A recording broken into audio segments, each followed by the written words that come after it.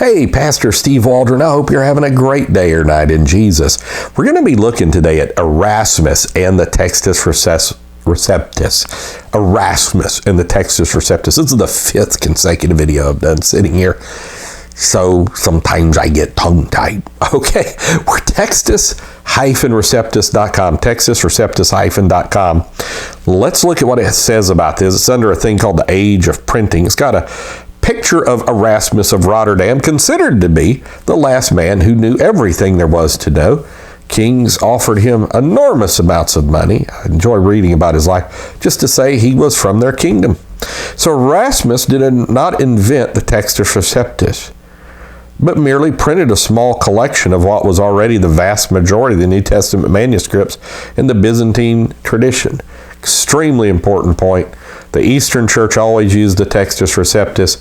1453, fall of Constantinople, the manuscripts flooded westward to protect them mainly from the Saracen Ottoman invasion. And so this goes back to apostolic times. The first printed Greek New Testament was the Complutensian Polyglot of 1514, which I need to do a review. I think I may have done one many years ago on that, Cardinal Ximenes, but it was not published until 8 years later. Erasmus was the second Greek New Testament printed and published in 1560, and that's in the West. Now, a lot of misinformation on Erasmus. You can read about Desiderius Erasmus, even saying people are writing books in my name and pamphlets, and I didn't write them. And so, he was Catholic. Read his life.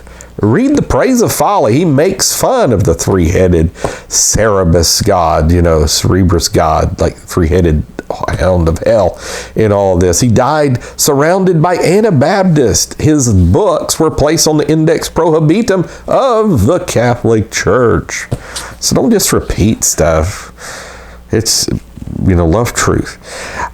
Although 6 chapters of the Gospel of John were printed at Venice as early as 1504 by Aldus Manutius, and the whole of that gospel was printed at Tübingen in Sabea in 1512. These editions are interesting only as literary curiosities, for though they constituted the first portion of the Greek Testament ever committed to the press, they exercised no influence whatever on succeeding editions, and it means in Greek, because obviously the first thing printed was a Gutenberg Bible.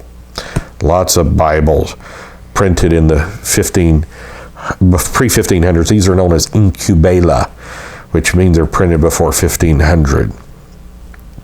The first printed Greek New Testament was the Complutensian Polyglot, 1514, but was not published till 8 years later. Fascinating enough, it's Greek, it's Roman Catholic, but it is Textus Receptus.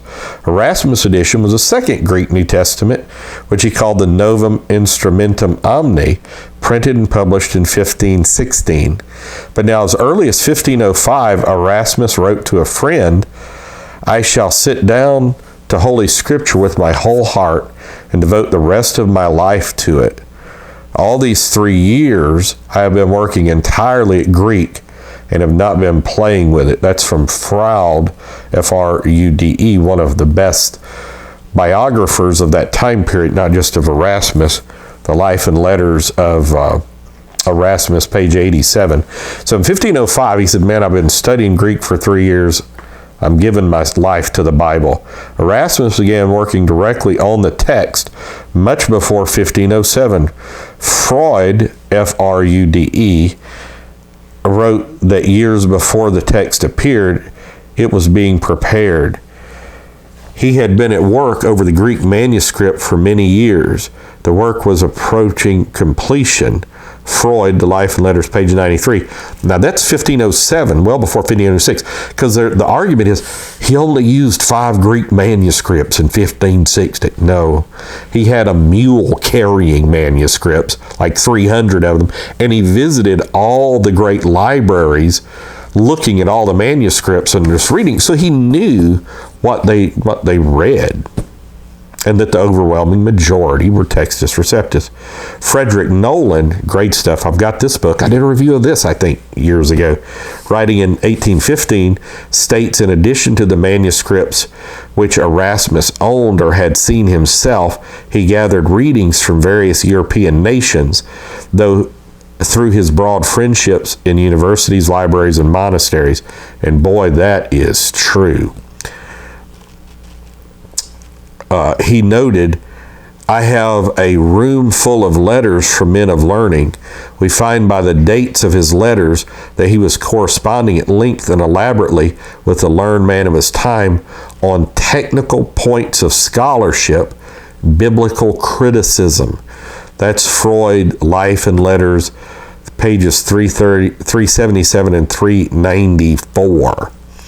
So we can see Erasmus began very early trying to compile massive amounts of manuscripts to get an accurate Greek text that the Eastern Church had been using since apostolic times, and true churches in the West have been using since apostolic times, and but it was going to displace the Vulgate. So God bless you. Thanks for being here. He did dedicate an edition to it to the Pope because he didn't want to die.